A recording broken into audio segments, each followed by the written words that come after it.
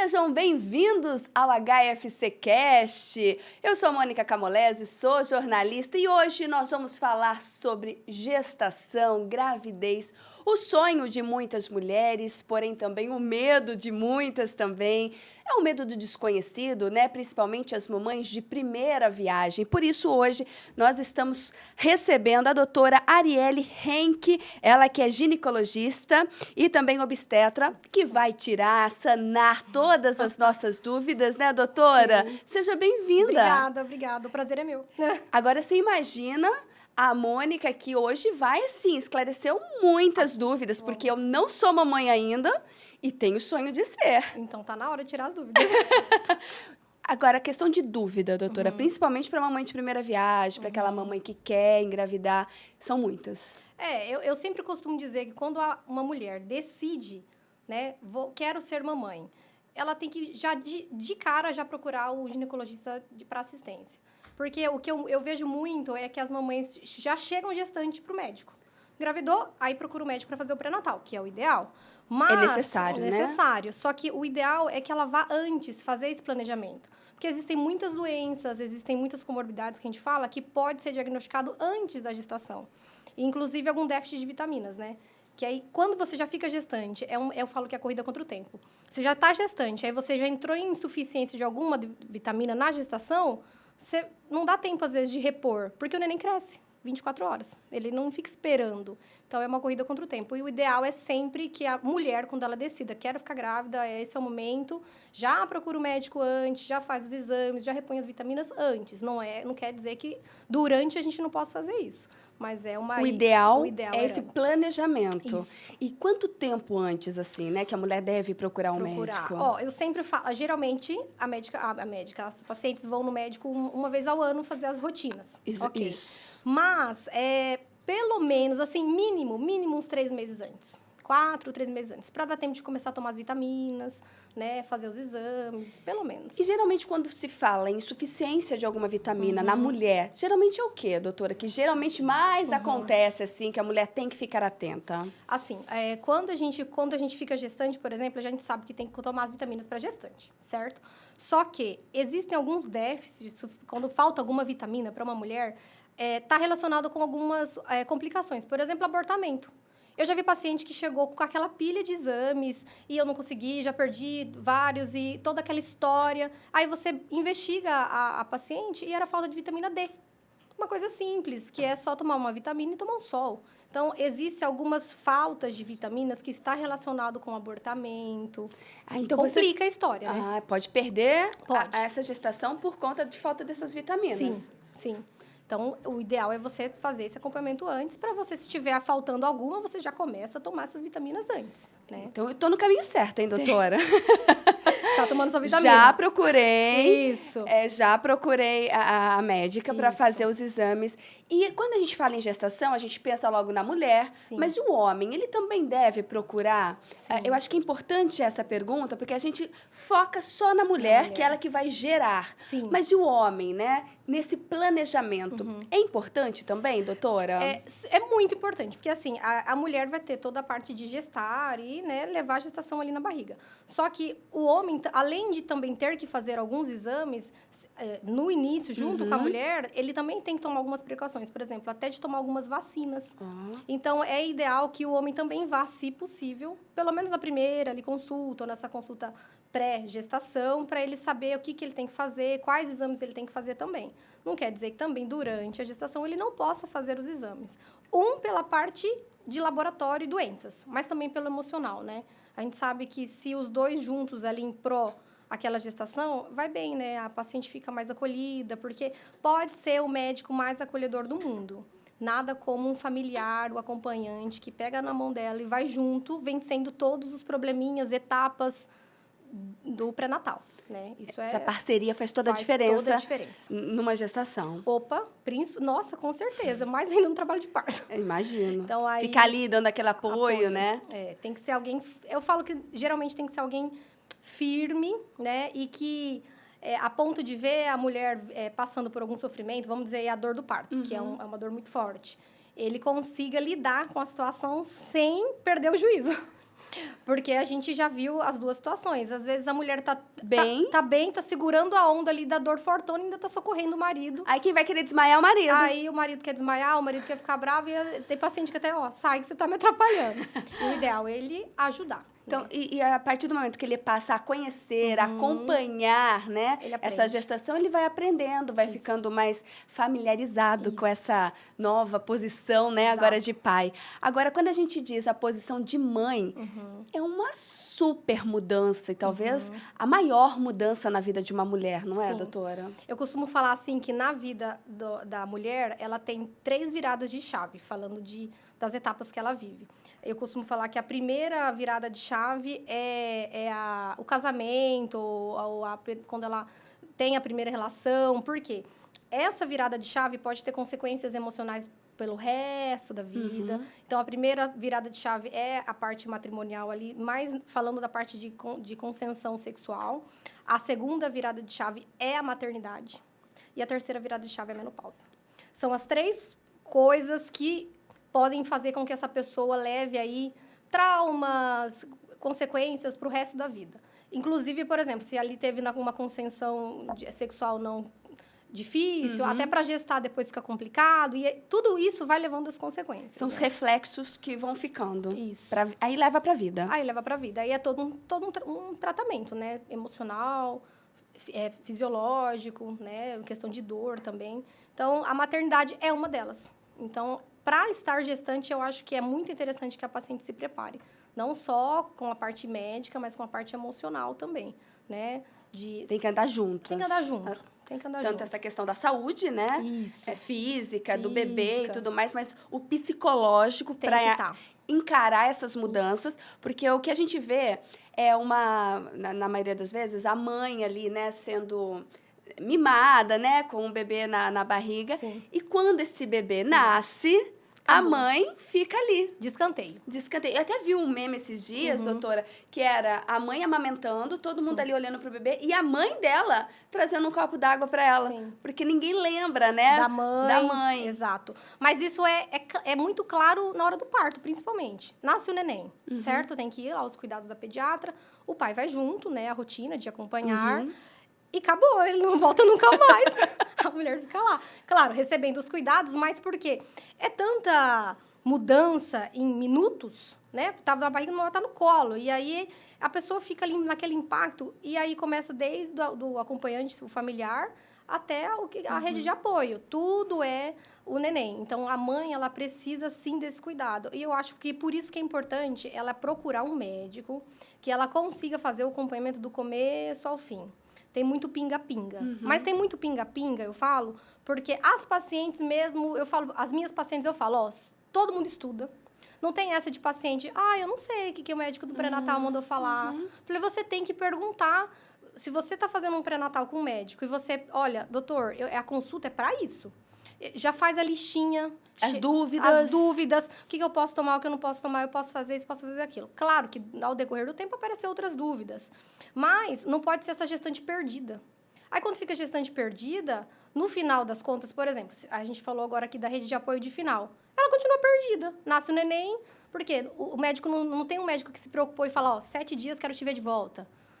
40 dias quero te ver de novo. Tá dando mamar? Não tá dando mamar? Então, tudo isso faz diferença, porque aí tem que ser a equipe, né, que tem que dar esse aporte. Então, dos 2 lados, né? Tem que ter a cobrança da paciente e também tem que ter uma equipe que faça... Que acolha, né? Esse acolhimento mesmo, para esse cuidado todo. Que faça esse olhar voltado também pro emocional ali da paciente, né? Que não é só ganhar o neném. Depois tem outra virada de chave, que é a amamentação. E aí mais uma série, né, de descobertas. Sim. E quando já é o segundo filho, fica mais leve, doutora? Ou não necessariamente? Depende. Porque depende, eu acho que muito das histórias. Porque pode ser que seja mais leve, mas às vezes é o primeiro filho daquele parceiro. Então, envolve também questões familiares. Já tem mudanças. Tem mudanças. Talvez para ela, na parte de rotina lá de adaptação, não mudou muito, porque é um recém-nascido e tal. Mas envolve também essa questão familiar e emocional. Então, depende muito. Depende da história, depende do acolhimento, depende da rede de apoio. e tudo mais, né? E nenhum parto é igual ao outro. Exatamente. Então... Doutora, e quem nunca teve, fica imaginando como é que vai ser o parto, né? Mas vamos lá. Então, o ideal é que se tenha esse planejamento, né? Para ver essa questão das vitaminas, se tá tudo certo. O ideal também é que o homem também faça os seus exames, para ter essa gestação, né, saudável desde esse planejamento até a concepção. Agora... não tive esse planejamento, engravidei, né? Fiz meus testes lá em casa, né? Teste de farmácia. E aí, doutora, o que é que eu faço? Ó, positivo. Aí todo mundo fica feliz, né? O que eu sempre falo para as pacientes, procure o médico e não saia contando para todo mundo. Olha aí. Primeiro passo, porque assim, a gente fica tão feliz com a notícia, o casal... Quer gritar, né? Uau, todo mundo faz... Eu já peguei paciente que não era minha, mas ok, veio no plantão mesmo, e veio depois com a notícia de uma perda. Então, assim, ter que sair contando, e mal que mal, até as pessoas que gostam de você, pergunta, tá tudo bem? Como é que tá? E aí você perdeu. Aí tem que sair contando para todo mundo que você perdeu. Teve uma perda gestacional. Ai, mas por quê? Então, assim, a pessoa já tá abalada emocionalmente por causa da perda. Ainda tem que sair... Não vamos falar dando satisfação, dando uma resposta às pessoas que estão perguntando. Pode ser de curiosidade, pode ser por amor mesmo. Mas não deixa de ser chato. Então, assim, positivo, vá ao médico. Por quê? É nessa primeira consulta que ele vai determinar quantas semanas você está, se já dá para ver no ultrassom ou não. Então, aí a paciente vai lá, às vezes, né, tá no desespero, vai lá e paga o ultrassom e tal, e não viu nada. Aí fica desesperada. Mas é porque tá tão pequenininho que não deu para ver ainda o fetinho. Então... tem que estar com a primeira consulta, aí a gente já dá a orientação, olha, você provavelmente está de tantas semanas, eu te oriento a fazer esse ultrassom semana que vem, porque a gente então, já não espera necessariamente ver. chegar no médico já vai fazer ultrassom. Não precisa naquele exato momento já ter laudo nada, por quê? Às vezes você vai conseguir visualizar a imagem de esse feto só na próxima semana, ele consegue te dar um norte ali, de que mais ou menos semana você vai fazer esse exame, então você não fica gastando e preocupando à toa, porque às vezes não viu nada e fica achando que perdeu ou que não vai crescer e que nananã. Então, é um desespero desnecessário. Vá à primeira consulta, já veja mais ou menos com quantas semanas você está. Aí, lógico, o médico vai te falar que tem que fazer o primeiro ultrassom e aí vai acompanhando, né, os outros ultrassons. Eu sempre falo que na gestação, olha, se você falar assim, olha, eu preciso fazer quantos ultrassons no mínimo? No mínimo. Se a gente tivesse que escolher, seriam 2. Claro, tem toda uma rotina, tá? Para alto risco... Vai fazer mais, né? Vai fazer mais, não estou dizendo que tem que só 2. Alto risco de mais complexo ainda. Mas o ultrassom do primeiro trimestre, que avalia o colo, não pode deixar de ser feito. Porque ali a gente sabe que tem muitas doenças. Por exemplo, a famosinha incompetência istmo-cervical. O que é isso? É o colo que é... simplesmente ele é curto demais ou ele é frouxo. Então, ele abre, essa gestação está saudável, perde o neném. Isso dá para ser medido no ultrassom do primeiro trimestre, o morfológico ali, bem de comecinho. Então, é uma coisa importante para fazer. Eu sempre falo para as pacientes, eu escrevo e ainda falo, pede para medir o colo, pede para medir o colo. Então, se puder gravar, anota. Anota. Medir o colo. Medir o meu colo. Eu já tô anotando. Se você nunca engravidou, peça para o médico medir o colo. Isso é que com... Entre 11 a 14 semanas de gestação, idealmente de 12 a 13. Doutora, agora eu vou dizer uma coisa. A gente vai voltar a falar de exames que são muitos, né, pra gente falar aqui. Mas essa questão de semanas e meses dá uma confusão, né? Dá. Me explica isso, porque quem nunca teve, a gente fica maluca, porque a gente sabe que a gestação são 9 meses. Isso. Mas aí a mulherada, depois que engravida, acabou de falar de meses, né? E elas ficam 20 semanas... 10 semanas, 13 semanas, se tantos dias. Me conta isso, doutora. É porque podia dar muito... Como existe pode haver a gente tem uma margem de erro de cálculo, né? Da ultrassom para DUM. Quando esse erro aí pode ser até de 21 dias. Então, quando a gente fala de meses, poderia ser que quando fazia a conta, a gente estava de 9, mas às vezes tá de 8. Tá de 8 para 9, mas às vezes ela estava na última semana do 7º. Olha ali. Então, não estava quase a termo, estava ainda pré-termo. Então, com o tempo, eles viram que 42 semanas era 9 meses completo. Então, não parou de se usar o termo 1 mês, 2, 3, 4, por causa justamente dessa variabilidade de dias de erro que poderia dar, dependendo a cada história, cada ciclo, enfim, no dia da concepção ali. Então, agora a gente fala em semanas. 42 semanas é 9 meses completinho. 42 semanas. Agora, a gente sabe que nós não chegamos no extremo das 42 semanas. Regra geral, Ministério da Saúde, 41 semanas já pode internar essa paciente para fazer os trabalhos, os procedimentos médicos para fazer nascer essa criança. Por quê? A gente sabe de 41 para 42, nós estamos ali na terceira semana do nono mês. Não tem como, vamos falar que deu erro nas contas, joga para trás, continua dentro do nono mês. Então, não tem como essa criança ter feito uma indução no prematuro, por exemplo, então, agora por causa de conta. Agora entendi de uma vez por todas. Isso, 42 semanas, para não ficar, né, perdido bagunçado. Aí quando uma mãezinha falar assim, tô de 20 semanas, então já vai saber que tá aí na metade quase. Isso, tá na metade. Dessa aí, gestação. O que ajuda muito é você fazer a colinha, colar lá e ver. Ah, tá, tô no 7º mês, mas tô em tal semana. Isso aí. Então, aí vai fazendo. E, doutora, então a gente falou do ultrassom, que no mínimo 2, mas claro, 2. Né? Poderão ter outros, principalmente se for uma gestação de risco, né? A indicação é maior aí no caso. É diferente. Acaba sendo diferente. Mas, além de ultrassom, doutora, quando a gente fala tem que fazer o pré-natal, infelizmente, talvez não seja a maioria, né? Uma minoria de mulheres que ainda não buscam pelo pré-natal, né? Eu acredito que é minoria hoje, né, doutora? Ou não, ainda tem muitas mulheres que não buscam o pré-natal e só deixam mesmo para ir ao médico quando já está lá no final. Eu acho que isso vai muito da questão socioeconômica. Certo. Então, quando a pessoa é um pouco mais instruída, ela tem talvez uma condição melhor, ou até, mas nem a condição varia muito, né? Porque às vezes não tem a condição, mas tem o conhecimento. Por isso que eu falo que conhecimento é tudo.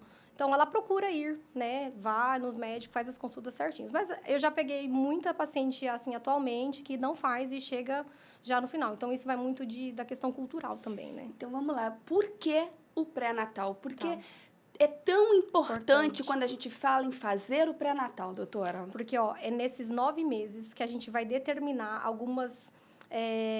vai avaliar o crescimento desse feto, vai investigar as doenças que podem aparecer durante o pré-natal e tem tratamento também. Então, assim, por exemplo... lá durante a gestação. Durante a gestação. Quando a gente faz a primeira rotina, pede vários exames de sangue, de doenças. Aí, por exemplo, você faz lá, vou dar um exemplo aqui, toxoplasmose. Aí vem lá que a paciente nunca pegou na vida. Ela pode pegar durante o pré-natal. E toxoplasmose tem tratamento. Então, assim, se ela não faz o pré-natal e ela pega essa doença durante, não vai saber, não vai ter como tratar e o neném vai sofrer as consequências. Infelizmente. Então, é durante o pré-natal que a gente avalia todos esses riscos. E prematuridade, né? O déficit de vitamina. E é durante... Porque, assim, é dentro do útero que forma a epigenética dessa criança.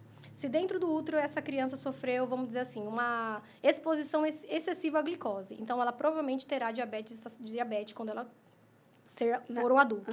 Ah, mas então ela vai ter... vai ser quando adulto, geralmente vai ter esse reflexo. Porque ela já tem o gene mutado dentro do útero. Ele não foi formado com essa mutação, mas ele sofreu essa carência intraútero, então ele já tem essa predisposição a ter diabetes. Olha isso. Então, se a mãe ela teve lá uma deficiência de alguma vitamina específica, por exemplo, o autismo, está relacionado com algum déficit de vitaminas. Então, se ela teve essa deficiência, ela vai, no nascimento, mais para frente, pode desenvolver alguma dessas doenças. A gente está falando de TDAH, autismo, doenças neurológicas. Tudo isso porque a mãe teve alguma deficiência de vitamina. E como que a gente vai saber? No pré-natal. Tudo é pré-natal. Um pré-natal bem feito, é o que eu falo, é bebê no colo. Porque até se ele tiver alguma intercorrência, algum sofrimento fetal, ali vai conseguir pegar e falar, não, vá para o hospital hoje, que agora é assim, assim, assim. É um acompanhamento 9 meses, parece que é bastante tempo, mas não é, passa muito rápido, muito rápido. Então, é super importante o pré-natal, né? E esse pré-natal é que é uma vez por mês? Como é que é? De quanto em quanto tempo que eu tenho que ir até o médico? Depende, assim, quando você vai na primeira consulta, o médico já vai falar se você é uma gestação de alto risco e baixo risco. Mas baixo risco para quê? Para ter alguma complicação e nascer antes dos 9 meses, né? Ou também alguma comorbidade, doença materna que dê risco para essa mamãe. Então, baixo risco, a gente fala que ali 9 consultas, uma vez ao mês, ok. No final, geralmente não vai só uma vez. Começa no último mês ali, ela vai começar a ir toda semana e na última semana vai a cada 2 dias. O alto risco é mais diferente ainda. Geralmente, os retornos são de 21 dias, 14 dias ou semanal. Eu já vi paciente do começo ao fim toda semana. Toda semana ela estava lá. E quando a gente chega lá para fazer o pré-natal, a gente tem ultrassom nos dias certos, Sim. né? E os demais? São outros exames? É a conversa? O que vem a ser esse pré-natal, esse encontro com o médico ali? Assim, depois que a gente faz a solicitação de exames de rotina que a gente tem que pedir para essa mãe, eu gosto muito de ouvir a mãe no sentido assim. Porque a gente pensa que pré-natal é ir no médico. Senta lá, o médico pede os exames, ok, meus exames, fazer meu ultrassom e voltar mês que vem. Só que na primeira consulta, a paciente já tem que falar como que ela come, se ela faz exercício físico, né, principalmente nesse primeiro trimestre. Já tem que ir esclarecendo, porque tem pessoas que, por exemplo, muitas gestantes estão fazendo atividade física, engravida, vai e para de fazer atividade física. Por que parou? Ah, eu não sabia, porque eu fiquei gestante e eu achei que... Fiquei com medo. Fiquei com medo. Então, assim, tem que englobar nessa consulta, não é só exame e retorno. Mas é a rotina da vida. A rotina da vida. Tem Quais que são as trazer. adaptações? Isso. Ah, você faz caminhada? Eu faço. Não, não faço. Ah, então agora vai ter que fazer? Porque é importante. Não, mas quando? Eu falei, pode ser final do dia, não tem problema. Você começar a levar para a paciente que é importante fazer. Não é só, se você conseguir. Não, tem que fazer atividade física. Tem que comer direito. No primeiro trimestre, por exemplo, começa ali a placenta crescer, inserir no útero. Tem que ter proteína. Tem gente... Porque a gente está acostumado a comer na nossa rotina. Um come o pão, o outro come a bolacha cedo. O outro... E se não deu tempo de comer, eu não como? Não como, faço jejum, vou até almoço correndo. Agora, não pode mais fazer isso. Então, e é nesse primeiro trimestre que vai fazer a formação de placenta e feto, tem que ter proteína. Por quê? A gente sabe que a base da formação do vaso placentário é proteína. Então, a pessoa não come. O que é proteína? É o ovo, a carne, o frango, esses tipos de alimentos. E aí, a pessoa só come... A gente come quando proteína? A gente come no almoço e na janta. Vamos lá, nossa mistura do dia. Só que na gestação você tem que comer no café, no almoço, no lanche da tarde e na janta. Muito importante. Aí vem assim, mas hoje as dúvidas é, chegar, eu como. Mas eu posso tomar creatina? Olha, creatina vem, né, é uma proteína da carne, ok. Só que isso não é um alimento, é uma suplementação alimentar. Nada substitui alimento. O alimento. Comida. Eu falo, gente, tem comida. Mas como que eu faço? Você come ovo? Come fígado? Come carne? Come frango? Pronto, proteína. Tem que pôr no café da manhã, no almoço, no meio da tarde e na janta. Não pode ficar com 2 refeições, sabe? Porque é muito pouco, o feto não cresce. E quando já que a gente entrou nessa questão de alimentação, doutora, quando a gente fala em alimentação, realmente a gente tem que se alimentar para 2 ou não? Isso é um mito. Na verdade, a gente tem que comer certo. Isso, não é um mito. Né? Que tem muitas mães que têm essa desculpa. Não, mas agora eu tenho que comer para 2. Não, isso é totalmente um mito. Não tem essa de comer para 2. Eu sempre falo que o primeiro prato da gestante, eu falei assim, não existe dieta na gestação? Não é dieta para emagrecer. Só que quem come saudável durante a gestação emagrece e o bebê cresce. Quando eu já fiz alto risco, eu trabalhava com umas pacientes mais obesas. E eu falava, vamos lá, meta, vai comer certinho, vai com a nutricionista para ela fazer o planejamento, você vai emagrecer e o seu bebê vai crescer. E não é com dieta fazendo déficit calórico, é porque aprende a comer, né? O organismo é muito sábio. Então, você tem que ter uma alimentação saudável, adequada, sem exageros, e sempre muito verde, muito colorido, beterraba, cenoura, brócolis. Eu sempre falo, vai na semana da feira e vê qual que é a promoção da feira. Essa semana é o brócolis, compra brócolis. Semana que vem é a cenoura, compra a cenoura. E o prato tem que estar colorido. Não pode ser aquele pratão de arroz, feijão, pedreirão, né? Eu sou pedreira. Mas não pode ser assim, você tem que equilibrar. Muita verdura e cuidado com as folhas. Porque senão enche o prato de alface. Só tem celulose. Então, tem que ser uma coisa equilibrada. Não trouxe os nutrientes necessários para esse bebê. Exato. E para a própria mãe, né? E para a própria mãe. Então, assim, não é comer muito. É comer saudável e nos horários adequados, né? Não pode fazer no jejum prolongado, colocar as proteínas, não trocar creatina e whey por comida, né? Então, não é que não pode, mas não é para todo mundo. Entendeu? Doutora, agora a gente ouve muitas mulheres, né, depois que tem um bebê, dizendo da dificuldade, né? Do tanto que engordaram, né? Ganharam peso ao longo da gestação, depois não conseguem voltar mais. E é um medo, principalmente para quem não teve, Sim. é o medo. Eu vou ter um bebê e vou acabar engordando nessa gestação. Quando a gente diz em ganho de peso durante a gestação, o que está dentro da normalidade para que depois que eu já esteja com o meu bebê nos braços, eu não tenha esse rebote. esse ganho todo aí? Eu sempre falo para as mães assim, o bebê, ele leva, generalizando, tá? 7 meses para ele ficar pronto. Eu brinco assim. Na verdade, ele já está formadinho ali com 23 semanas, né? 7 meses, ele está se preparando. Praticamente em 2 meses que ele ganha peso. Então, o neném, pensa, ele demora 7 meses para ele começar a engordar, ganhar o corpinho dele, aquele neném torto. Gente, é 2 meses só que ele tem ali 8, 9, é ali que ele vai ganhar peso. Daí para trás, não tem, que o neném ele demora 7 meses para pesar 1 quilo.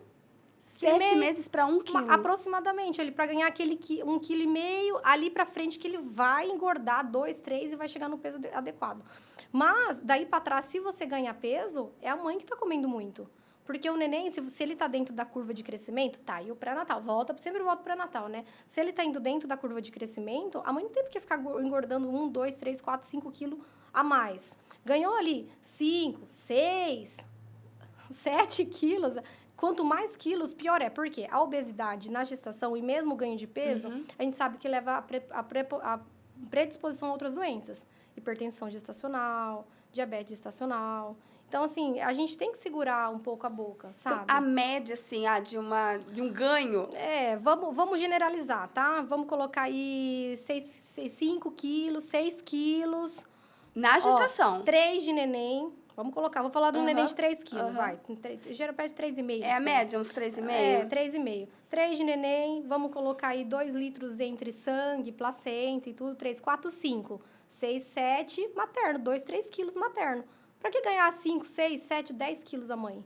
Não precisa, entendeu? Porque tem a parte de edema. Se a gente fala de ganhar peso, se ela ganhou ali 5, 6 quilos em 3 meses, tá comendo muito. Então, nesse início de gestação, nem é para ter esse aumento de peso? Nem é para ter aumento de peso. Nem é. Se ela comer saudavelmente, fazer exercício físico, não tem porque ela ganha peso. Porque o neném nem pesa. Né? Ali, 23, 24 semanas, ele pesa 500 gramas. Olha meio isso. quilinho. Então, já está entrando no 5º, 6º mês ali. Vai entrar ainda, né? Então, é pouca coisa que se ganha, na verdade. E essa volta, depois, essa recuperação desse mais peso... rápida. E a recuperação, para quem ultrapassa essa média, fica mais difícil, no caso? Fica mais difícil, porque são muitos quilos para perder. Você vê que é ela que engordou mesmo. Né? E lembrando que daí a mãe tá numa nova fase, né? Exato. Aí, nova fase e nova adaptação. E, às vezes, não tá com tanto tempo... Para se cuidar. Para se cuidar, a rede de apoio é curta... E aí ela fica mais limitada. Aí é onde demora a volta. E tudo que é mais demorado a volta, o resultado é mais lento ainda. Se você demorar 2 anos, 3 anos para voltar à atividade física, você vai voltar com mais dificuldade se você tivesse voltado ali com 6, no 6º mês. Vamos falar 6 meses, né? Os 3 primeiros meses é mais adaptação. Os outros 3 é voltando para a rotina. 6 meses já dá para voltar. Então, tem que tomar cuidado com essa história de tenho desejo disso, tenho desejo daquilo, quero comer isso porque eu tô com desejo. Essa história de desejo existe mesmo? Existe. Existe esse paladar mais afinado, né? Que do nada tem vontade de comer coisas que nem tá ali na sua rotina. Que nem tá na rotina e que nem tá na dieta. Mas, assim, é o que eu falo. Pode. Mas é esporádico. Mas você tem que se controlar, entendeu? Então, às vezes, a pessoa tá com... É o equilíbrio. É o equilíbrio. Eu tenho um pacientinho que tem a diabetes, tem que controlar muito bem a questão da dieta. Eu fiquei muita vontade, hoje eu comi um doce. Aí eu falei, olha o perfil glicêmico. A gente olha no papel. De 50 medidas, 2, que foi o dia que ela comeu o doce. Eu falei, tá tudo bem. Não, a gente não tem que também massacrar. Nossa, aqui, ó, cuidado. Não, falei, ser tão restritiva nesse ponto. É o equilíbrio, tem que ter né? paz. Eu falo que gestante tem que ter paz. Tem que ter alegria. Paz e alegria para poder também curtir esse momento, né? Essa transformação do corpo e tudo mais, né? A barriga crescendo ali. E agora, doutora, vamos, antes da gente até falar dessa história de barriga crescendo, sobre atividade física. Porque eu mesma tenho... mas... engravidei, tem que tomar cuidado, qual que eu vou fazer, porque eu posso perder o bebê. Como é que é isso, doutora? São muito, muito pontuais as restrições para exercício físico. E, claro, existe algumas doenças que não permitem que essa mulher fique andando para lá e para cá. Vamos falar aí uma que todo mundo já deve ter ouvido a placenta prévia, quando a placenta fica em cima ali do colo. Então, a gente evita impacto, é uma mulher que vai passar a gestação mais deitada e tal. Fora algumas indicações, exemplo outras, muito específicas, não tem por que parar a atividade física. Não tem por quê. Pode fazer atividade física normal. Quem já treinava pode continuar treinando. É o que eu falo. Quem não faz nada, não treina nada, é sedentária. Eu falei assim, você vai aguentar correr 100 quilômetros? Não. Não é. Então, mas 5 você vai, então pode começar. Então, não tem uma contraindicação porque vai fazer muita atividade física. Porque ela nem vai fazer, ela não fazia nada. Entendeu? Então, pode continuar. Quem não fazia nada pode começar. E quem já fazia? Pode continuar. Não tem que diminuir. Não tem que diminuir. No primeiro trimestre, tranquilo. Quando é o segundo e o terceiro, alguns exercícios ela não vai conseguir fazer porque já tem uma barriga mais distendida, o diafragma está mais apertado, o neném está crescendo. Aí tem adaptações. Aí, alguns exercícios. Quem treina, assim, certinho, né? Aí é só adaptar o treino, né? Então, tem que ter essa adaptação, né? No segundo e terceiro trimestre, é bom adaptar. Porque ela não vai conseguir fazer também, né? Aí é onde começa também parar de fazer. E não pode parar de fazer. Porque a gente sabe que na gestação existe um aumento do volume de sangue. Então, aumenta mais ainda a favorecer tromboses, né? Então, a mulher que vai ficando muito deitada, muito parada, não. Então, ela pode até o final da gestação, barrigão, adaptando aí o exercício. Mas, doutora, aí, por exemplo, sim, eu mesma tenho medo. Eu faço beach tênis. Sim. Já falei aqui algumas vezes. Eu poderia continuar fazendo beach tênis? Isso não pode ser perigoso? Pode continuar. Não tem problema, não tem problema. Se no final a barriga tá muito grande, você só pega a bolinha. Mas você vai. Tem que continuar. Até pela questão psicológica e a questão de trombose, para não ficar parada, né? Só lá. Lógico que no finalzinho. E a gente tem que tomar cuidado de queda, essas questões todas. Ou não necessariamente, Olha, doutora? O útero, ele é muito forte. O bebê fica dentro da bolsa, que fica dentro do útero. O colo é muito duro e a pelve tá cheia de músculo segurando tudo. Olha isso. Então, é difícil. Não tem como falar assim... Ai, caí. O bebê tá mexendo? Calma. Bebê, se a barriga teve grande, né? Já dá pra... Mexeu, ok. Vai no médico, escutou. Tá tudo bem? Acabou. Entendi. Vai tomar um remedinho pra dor. Mas um bebê não vai sair, né? É diferente, a gente tá falando de um acidente de trânsito, essas coisas. Mas queda simples, ok, o neném não vai sair lá de dentro. A bolsa é super resistente, o colo é bem fechadinho, ele protege. Né? Fica dentro do útero, tem o líquido que protege esse neném. Então, é tranquilo, né? Só que também não pode ficar caindo todo dia, né? Todo dia, né? Também toma um pouquinho mais de cuidado, né? Olha, vai com calma. Não precisa também se jogar pra pegar tanta bolinha, assim, né? Só fica lá de rainha pegando e jogando. Traz na sua mão. Tá vendo, doutora? Como tem dúvida, né? Opa, com certeza. Essa conversa. E que bom encontrar profissionais, né? Que tenham profissionais que tenham essa calma, né? Eu digo que é essa humanização mesmo, nesse diálogo humanizado com essa mãe. Que muitas vezes a mãe também tem receio de ficar perguntando, tô tomando o tempo do meu médico, tirando essas minhas dúvidas, que ele já está cansado de saber e de responder. Mas, para mim, é a primeira vez, né? Então, é a primeira vez que eu estou passando por aquilo. Então, essa questão dessa humanização é extremamente importante também para a mãe e médico, esse relacionamento, né? Tem que ter. Não adianta, porque o mundo muda muito. Então, eu falo assim, gestante não pode ficar com dúvida. Não pode. Você não pode sair de uma consulta com dúvida. Claro, se surgiu dúvida durante a semana, ok. Não pode sair de consulta com dúvida. Não pode ir no pronto-socorro e ir embora com dúvida. Não pode ter dúvida. Então, o que é a paz? A paz é trazida através de quê? De conhecimento. Porque quando você sabe o que vai acontecer... E que você está fazendo com consciência. Com consciência, exato. Pode até existir um medo humano, do ser humano. Ok, estou com medo disso. Mas... eu aprendi, ela me explicou que é assim, assim, assim. Pronto. Então, não pode ter dúvida. E se você vai lá e só pega o papel e sai correndo, e vai pra lá, e anotou o cartão e não sei o quê, tem que perguntar. Falar, mas ele não deixa eu falar. Eu já teve algumas pacientes que se queixavam. Mas eu fui lá e não me ouve. Eu falei, mas você tem que perguntar. Não, eu não entendi, não. Eu não entendi. Volta pra trás. E me explica. E me explica de novo essa parte aqui, ó. Eu não tô entendendo essa parte. Tem que perguntar. Cabe ao médico, é nossa responsabilidade explicar e ensinar. Eu gosto muito de falar, de explicar, eu falei eu e meus desenhos. Um desenho horroroso, mas é importante que elas entendam. É isso aí. Então, faz desenho, explica, pinta de canetinha. Entendeu? Entendeu? Porque tem aquela gestante que a gente tem que pôr no colo mesmo, às vezes por causa do histórico, da cultura. Essa paciente, cadê o familiar? A gente tem que ajudar ela não está entendendo, eu já expliquei, eu já desenhei, ela não está entendendo, ela tem que fazer isso aqui tal dia, tem que tomar essa injeção tal dia, liga para a família, vamos trazer gente mais para próximo, porque cada um vai ter uma história. Então, cabe a gente entregar mesmo ali o cuidado, porque esse neném, ele depende de quem? Coitado. Da mãe se comer, senão ele não come.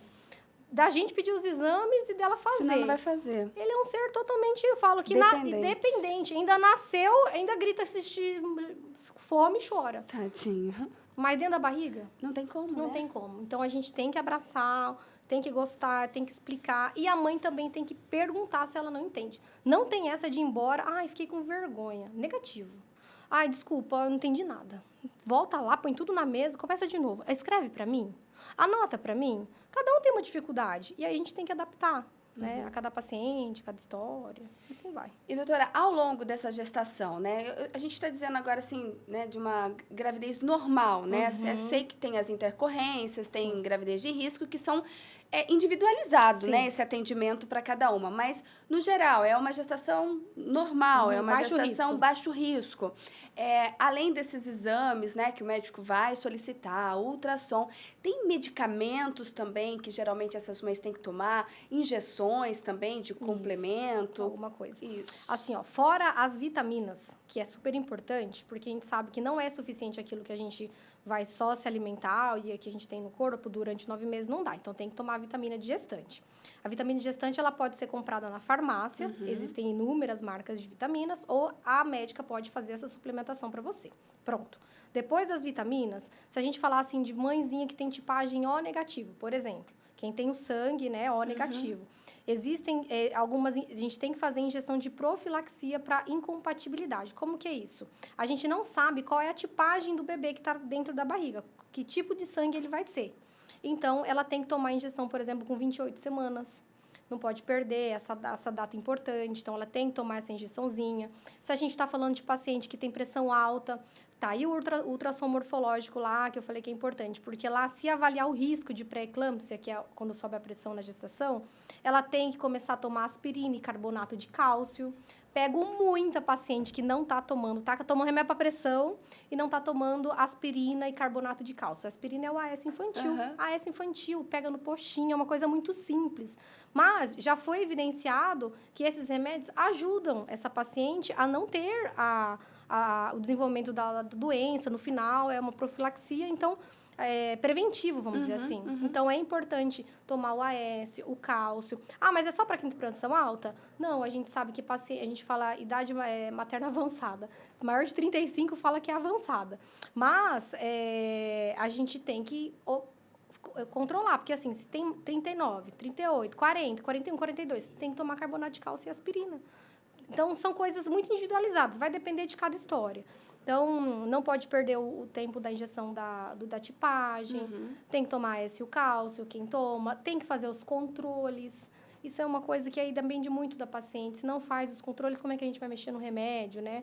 Quem é hipertenso, tá, o pré-natal de novo. Trocar a medicação que usa contínuo por metildopa, que é a medicação segura de pressão na gestação. Tudo isso gestação. é esse acompanhamento que o médico vai definir. É esse medicamento que você tem que tomar, essa injeção que é preciso. Eu tenho que repor, tenho que suplementar. Isso. É no pré-natal. É no pré-natal. Por isso, a importância desde a primeira, né? Descobriu a primeira... Já ir e começar a tomar os remédios, fazer a troca, né? De receita, né? E aí começar a tomar certinho os remédios para não sofrer lá as consequências e sair apagando fogo todo mundo. Isso aí. Doutora, agora...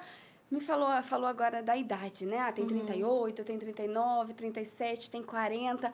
Conte para mim. Essa questão, né, que, infelizmente, a mulher ela é rotulada com prazo de validade, né, quando se diz em gestação. Tem prazo de validade? Olha, pode acontecer. Por quê? Quando a gente está falando da outra virada de chave lá na frente, que é a transição da menopausa, por quê? O que é a definição? É quando a mulher não deixa de ser fértil, porque esse ovário não vai funcionar mais, então começa a transição hormonal e ela vai entrar ali na menopausa. Só que essa transição, ela pode levar de 1 a 3 anos ali, brigando. Com o calor, o sangramento, já estou te falando de uma senhora, então, que está indo lá para a menopausa. Se nessa transição, durante essa transição, o ovário resolver soltar um óvulo, umzinho que seja, ela pode engravidar. Então, por isso que quando faz reposição hormonal, tem que tomar cuidado e não fazer, quem não quer ter filho, fazer contracepção. Porque você já está fazendo reposição hormonal porque está entrando na menopausa. Aí não faz a parte contraceptiva, engravida. Então, mas eu não estava na menopausa e estou até passando creme aqui para engravida. Porque quando você devolve o hormônio, você devolve a vida.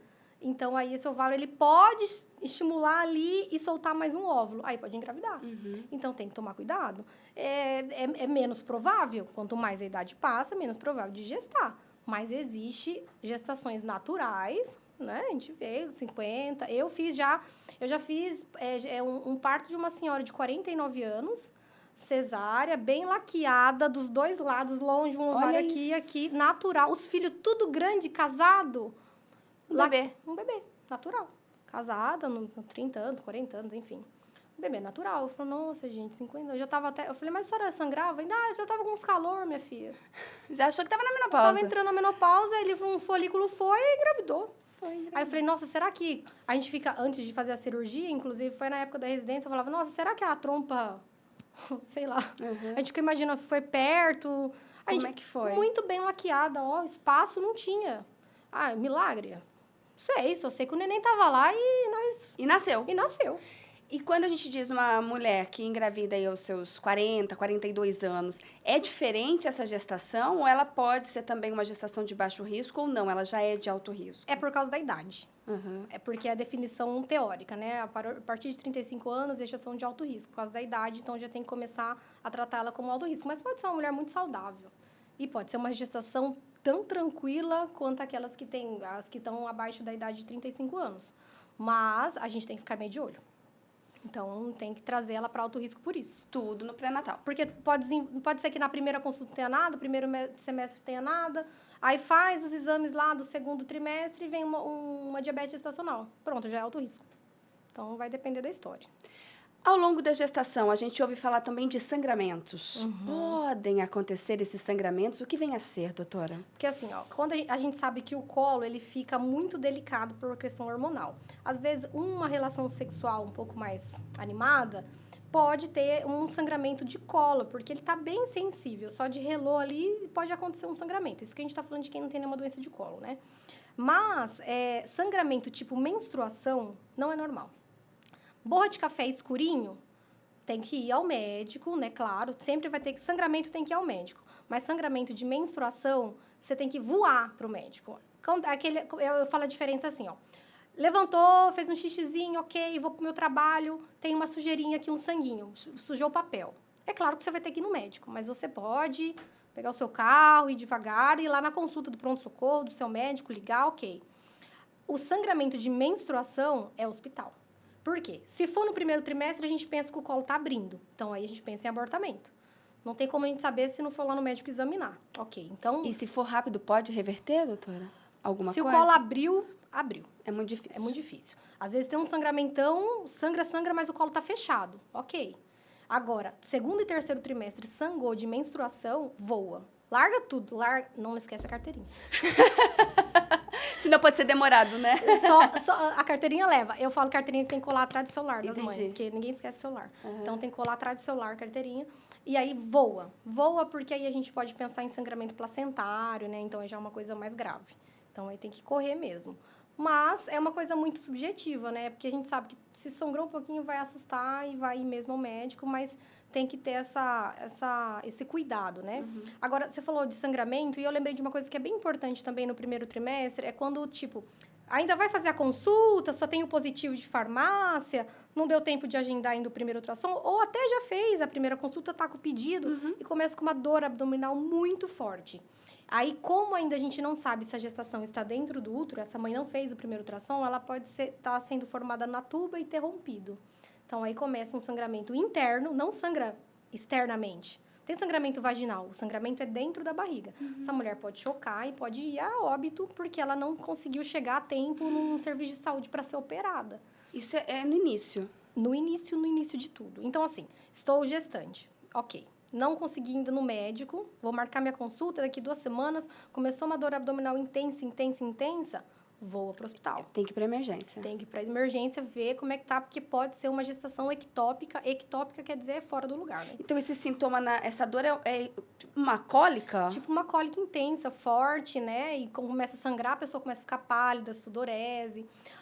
Então, é importante sempre estar atento a essa dor inicial, não tem sangramento e também não tem o primeiro ultrassom ainda. Ou, inclusive, aquelas que fez... Lembra que eu falei que bate o desespero e a mãe vai lá e faz ultrassom? Aí não viu nada, porque tá muito no início, ok?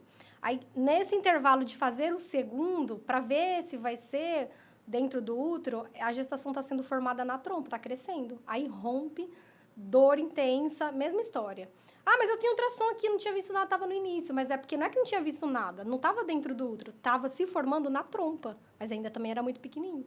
Então, tem essa preocupação. E esse se formar na trompa tem reversão? Então, aí vai depender da avaliação, porque tem que ver tamanho, né? O tamanho que tá a massa, que tá se formando ali, que ainda no começo a gente fala que é uma massa, né? Porque depois que vai formar o fetinho. Então, vai depender do tamanho, localização e tudo. Às vezes, dá para fazer tratamento medicamentoso e não ter que fazer cirúrgico. Se romper, é cirúrgico. Aí não tem jeito, porque tem que entrar lá, aí perde a trompa, né? Porque tem que fazer o vasinho começa a sangrar e sangrar dentro da barriga. Mas, às vezes, dá para fazer medicamentoso e não ter que fazer cirurgia, e, às vezes, salva a trompa. Olha aí. Depende. Então, vai ter que avaliar, né? Tem que ir ao médico. Isso. Agora, quando que a mulher, doutora, realmente ela começa a sentir esse bebê, né? A entender que tem um bebê, uma criança crescendo ali no seu ventre. Quando que ela começa, né? Tem esse start de quando começa? Não, tem. A gente sabe que a partir de 20 semanas ela começa a sentir as primeiras movimentações fetais. Antes de 20 semanas, é meio da cabeça. Que se mexeu, não. Não tem muito, porque ele é muito pequenininho. Muito pequenininho. Porque depois dessa idade, o útero começa a sair de dentro da pelve, ele vai ficar mais altinho. Então, ela consegue ter uma percepção melhor de movimento. Então, depois de 20 semanas ali pra frente, ela consegue sentir as primeiras tremidas, mexidinhas. Então, é ficar esperto mesmo que depois... E todo bebê, depois dessas 20 semanas, vão se mexer? Ou tem uns que são quietinhos, que também fica ali... Não, eles têm que mexer. Tem que mexer. Tem que mexer. Se você estimular... Agora, o bebê, ele dorme de 8 a 10 horas aí por dia. Dorme muito. Dorme? Ele dorme dentro da barriga. Então, assim, tem hora que ele tá dormindo de boa. Só que eu falo, gente, coitado, vai ficar assim o dia inteiro, né? Acorda, deixa um bichinho dormir. Mas... E como é que é essa questão desse toque? A gente consegue realmente transmitir tudo isso pra ele? Acorda, mexe nele? Porque você se você apertar a barriga, é como se fosse uma vibração.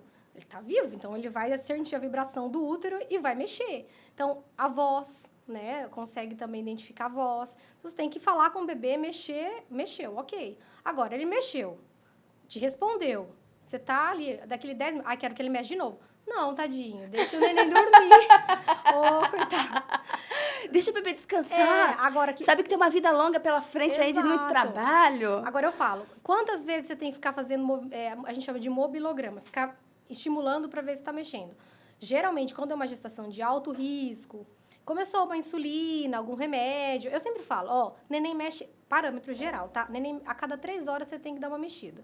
Por quê? A gente sabe que no café da manhã, se você comeu, chegou energia para esse neném, então ele vai mexer. Depois do almoço e depois da janta. Mas se você estimulou, ele não respondeu, quanto tempo você espera? 3 horas, em casa. Pula, não mexeu. Já comi. Calma, vai lá e come uma comidinha, um docinho. Nessa história já passou 1h30, 2. Não mexeu? Mais 1 hora ali, vamos falar, translado até o hospital, 3 horas. Mais de 3 horas, neném sem mexer é o hospital. Porque o neném, ele não entra em sofrimento e morre. Então, por quê? A primeira coisa que a gente faz quando a gente está sofrendo, a gente economiza energia. É igual quando está com dengue. Eu falo, compara com a dengue. Quando você está com dengue, você faz o quê? Fica deitada lá, assim, guardando energia. Sim. Porque o seu corpo quer sarar daquela doença. O neném faz a mesma coisa mediante algum sofrimento fetal. Ele para de mexer. Então, se você estimular ele, ele não vai mexer. Por quê? Todo o aporte sanguíneo sai da parte musculatura, diminui e vai para cérebro, coraçãozinho, né? E vai para o rim. Então, esses são os 3 órgãos vitais, vamos dizer assim. Então, o fluxo sanguíneo muda. Então, ele vai parar de mexer. Então, se você está estimulando o neném, você já comeu, já fez carinho, já chamou, já deu 3 pulinhos e ele não mexeu, hospital. Porque é lá que vai ser avaliado e vai descobrir o que está acontecendo. Desde falta de água, falta de hidratação, a alguma coisa mais grave que tem que ser tomada alguma conduta, né? Desde falta de água da mãe não ter tomado? Não hidratar. Não hidratar. Tem mãe que não bebe água. E aí ele vai ficando desidratado, todo mundo desidrata, ele vai... Por quê? Aí ele começa de novo a ficar nesse estado de eu preciso sobreviver. E ele vai ficando cada vez mais delicadinho, né? Então, é uma coisa interessante a parte de movimentação, né? Então, tem que se movimentar. E não tem que ter medo de apertar a barriga, tá? A bolsa, tem gente que faz assim, né? Mexe o neném. Aí faz assim.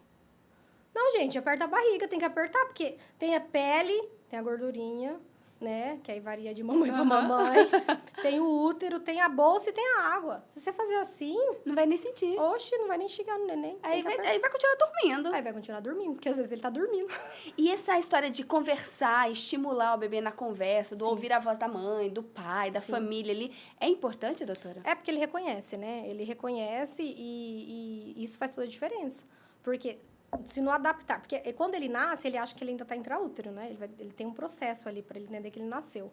Então, nessa transição, como que vai acalmar? Sendo que ele ainda não tem aquele cubinho que ele achava que ele estava lá dentro. A voz, o som, né? Então, por isso que a gente fala muito de músicas, que a mãe trabalha durante a gestação, para quando nasce, coloca a mesma musiquinha, né? A voz do pai ou da mãe, ou quem ficava mais perto, né? Conversa Para acalmar, para ele entender que ele está no mesmo ambiente ali. Isso, que ele tá tudo bem. Acolhido. Não tá dentro do útero, ele já pode se esticar, então por isso que eles ainda ficam naquela posiçãozinha mais fetal. Então ele é um adaptar, né? Então faz importância. Nossa, eu tenho muitas perguntas aqui. E a gente já está chegando no final. Mas, doutora, agora vamos falar um pouco do parto. Quem que escolhe o parto, né? Eu quero... Que agora a gente sabe que tem o estímulo para ter o parto normal, né? Várias campanhas aí também. Conte pra gente, a mãe pode escolher isso ou não? Isso é uma decisão conjunta com o médico ou não? Quem fala, quem dá o ultimato final é o médico que vai ver, né, o mais saudável para essa criança e para essa mãe também. Sim. Olha, as indicações de cesáreas absolutas são muito específicas. Vou falar uma aqui, exemplo. Neném que está atravessado, assim, no útero. Não tem como nascer de parto normal, porque ele está atravessado, né? Exemplo. Então, as indicações para cesárea são muito específicas. O parto normal, ele nunca vai ganhar da cesárea. Nunca, nunca, nunca, nunca. Por quê? Sempre a maior indicação vai ser normal. Nunca vai ganhar da cesárea. Eu sou super a favor, assim. A cesárea já salvou muito neném? Já. Vai salvar? Vai. Só que a cesárea nunca vai ganhar da via de parto normal, Entendi. falando em questão de saúde. Entendi. Então, assim, qual que é o mais saudável? Qual que é o melhor? É o parto normal, sempre. Por quê? Menos risco de infecções, isso estourado, né? Porque é uma coisa que não vai abrir a barriga. É natural, né? A parte de sangramento também é bem menor, porque, das cirurgias não cancerígenas, a cesárea é a que mais sangra. Então, sangramento, a questão também de atonia uterina, né? Claro que também pode acontecer no parto normal, mas é bem menor que a cesárea. O que é, doutora? É quando o útero não contrai. Tá. Então, pode ser... O parto normal, ele sempre vai ser... Até a questão também da anestesia, o nenenzinho, enfim. Então, falando em questão de saúde, o parto normal, ele sempre vai ganhar da cesárea. Agora, existem indicações, inclusive intraparto normal, que a gente vê que o risco de levar aquele parto é maior do que o benefício de nascer por via vaginal.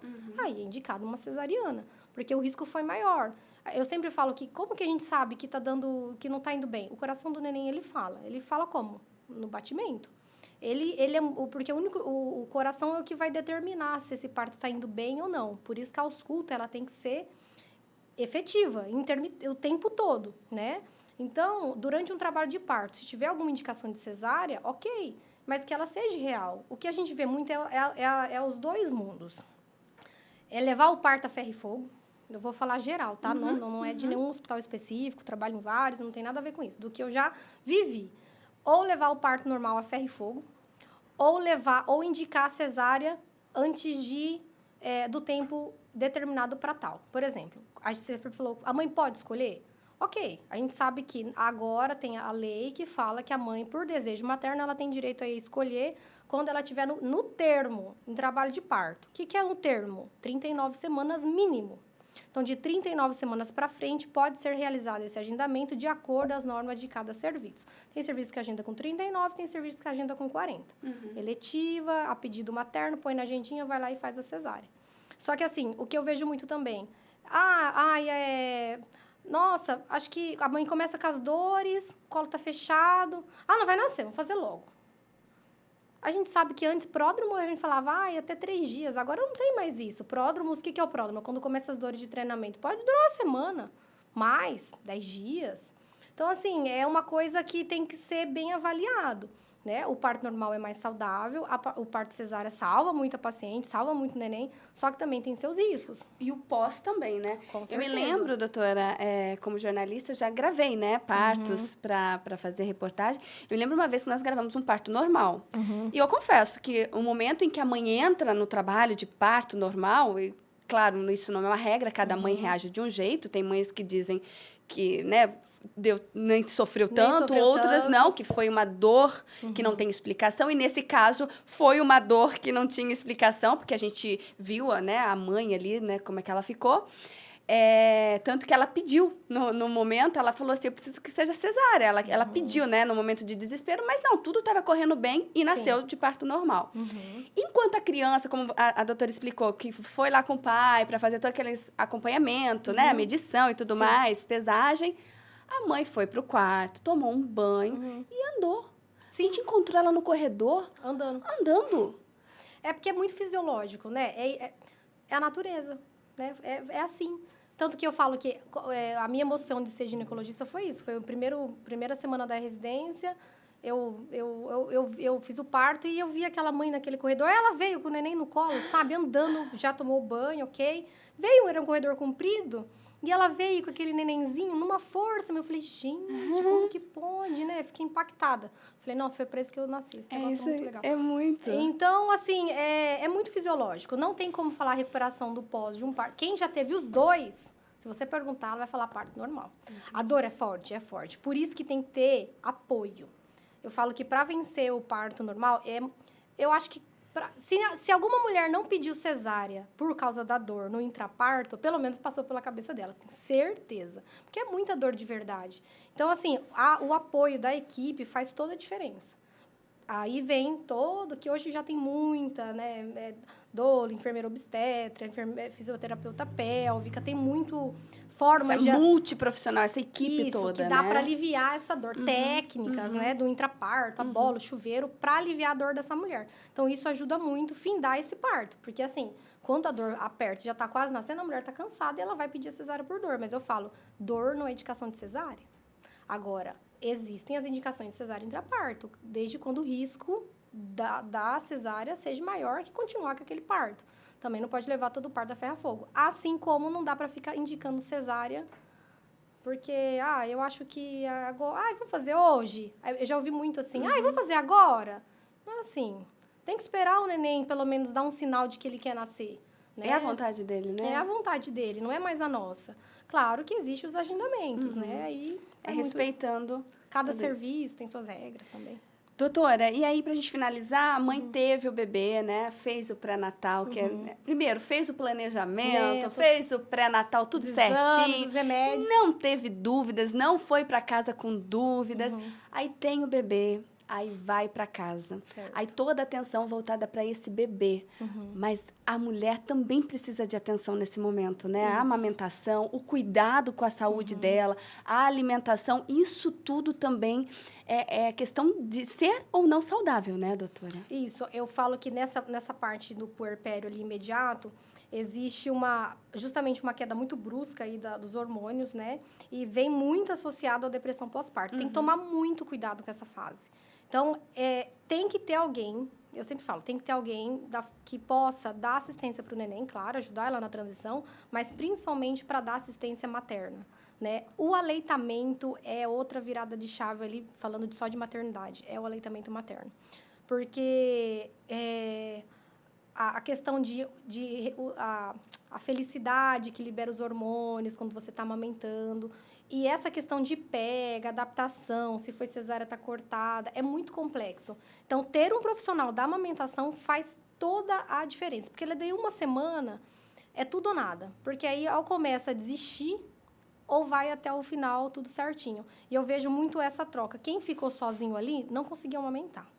Quem tinha ou profissional ou pelo menos alguém da família Que já às vezes teve experiência. e ficou ali e ajudou, nananã, porque às vezes fala assim, a mulher tá cansada, não dormiu, ainda tem que dar o peito. Se ela pelo menos dormiu, ela consegue acordar com aquele desafio de amamentar.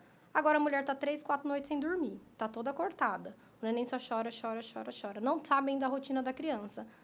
Ela vai chegar e vai falar, não quero mais amamentar, isso vai ficar louca. Mas ainda a questão da depressão pós-parto. Eu já tive paciente que chegou em prantos, que era mama, eu já achei que estava aqui alguma mastite, imaginei que estava com uma fissura enorme. Eu olhei para ela e falei assim, não tem nada nas mamas, nada, você tem muito leite, esguichou leite. Mas não tinha o apoio. Mas e quem está te ajudando? Vem à noite, pega. Mas assim, não é que ela tem que pegar na mão e ir junto. Olha, e o engraçado é que a mãe, ela confia em poucas pessoas nessa hora. Às vezes não confia nem no marido. Não, eu acho que ela vai deixar cair. Mas por questão que homem, às vezes a mulher fica... Acho que é mais desajeitado. Isso, tem essa teoria aí. Mas são poucas pessoas que ela confia isso. Então, ela tem que trazer essas pessoas para perto, para aquela semana inicial ali do puerpério, para falar, não, essa semana aqui, você junto, para pelo menos deixar essa mulher descansar, dormir. Nas tentativas, ela está mais alerta. Porque a gente sabe que uma noite mal dormida, no outro dia, a gente não está tão com aquela disponibilidade ativo, né? Noite mal dormida, irrecuperável sempre. E para a mãe que consegue, a amamentação é algo extremamente importante para o bebê, mas esse vínculo com a mãe também, né? Não, isso aí não tem como comparar. E os bebês também, você vê no puerpério ali 10, 15 dias, os nenenzinhos que amamentaram dos que não amamentaram. E eu vejo muita... Aqui não dá para forçar o extremo. Ai, cresce também, cresce, gente. Todo neném vai crescer se você der leite, mamar comida, ele vai crescer. Só que a questão de imunidade que essa criança recebe é incomparável. Não tem como comparar. Claro que algumas vão conseguir, outras não, mas tá tudo bem. O importante é que também, né... Tem que ter também um limite aí na questão psicológica, porque se for para a mãe também ficar surtada, entrar em depressão e tacar o neném na parede, é melhor ela não amamentar. Isso aí. Eu falei, cuidado com o extremismo. Só que também não é para pensar que todo mundo vai fazer isso e jogar a amamentação pro lado. A amamentação é a primeira chave ali. Extremamente importante. Muito. Doutora, estamos chegando ao final aqui, eu gostaria... Falamos. Ai, que delícia. Eu agora já me sinto até mais encorajada, tá? Para ser mãe. Tem que estar. Que delícia, que bate-papo gostoso, esclarecedor. E eu falo que é uma oportunidade para muitas mulheres que querem ser mãe, ou seja, já começa com a mente mais aberta, né? Para onde ir, qual passo dar, o que procurar, o que perguntar, isso é extremamente importante. Eu queria que a doutora deixasse aqui uma mensagem, né, para as mamães, para quem está nesse momento, né, gestando, nessa fase, para quem quer, né, também ser mamãe, para as mamães de primeira viagem. Deixa aqui uma mensagem para a gente, para mim também, né, porque eu tô nesse grupo. Eu acho que o mais importante para a mamãe, que a mulher que quer ser mãe, ela tem que ter paz. Não, você pode enfrentar todos os desafios de uma gestação, todas as doenças que podem aparecer num pré-natal, mas se você tiver paz, você vai conseguir lidar com cada uma delas com mais facilidade. Então, assim, como que a gente tem paz? Quando a gente tem conhecimento das coisas. Então, estuda. Estuda, porque eu já vi mamães que estudaram pelo Instagram de alguma outra profissional e chegou com a dúvida na mão e ela sozinha deu um jeito e ela salvou o neném dela. Estuda. Porque, assim, o conhecimento é a virada de chave para tudo. Conhecimento. Muito obrigada, doutora Arielle Henke aqui com a gente, do HFC Saúde. Muito obrigada, viu? Por todas essas informações que você trouxe pra gente. Então, tá bom. Eu que agradeço a oportunidade. E mamães, não deixem de fazer o pré-natal. Hoje você entendeu aqui junto comigo de tamanha importância, porque a gente sempre ouve falar, faz o pré-natal, é muito importante, mas às vezes a gente não tem noção, não tem o conhecimento do quão importante é fazer o pré-natal. Olha, já deixo aqui um convite para você acompanhar também os outros episódios do HFC Cast no nosso canal do YouTube, que é no HFC Saúde, e também pelo Spotify, isso mesmo. De repente está no seu carro, né, tá viajando, já coloca lá no Spotify HFC Cast e acompanha todos os episódios, como esse aqui, olha, cheinho de informações para você. Muito obrigada pela sua participação, por ficar aqui com a gente e até a próxima. Pode deixar os comentários aí e participar com a gente, tá bom? Até a próxima, gente. Tchau!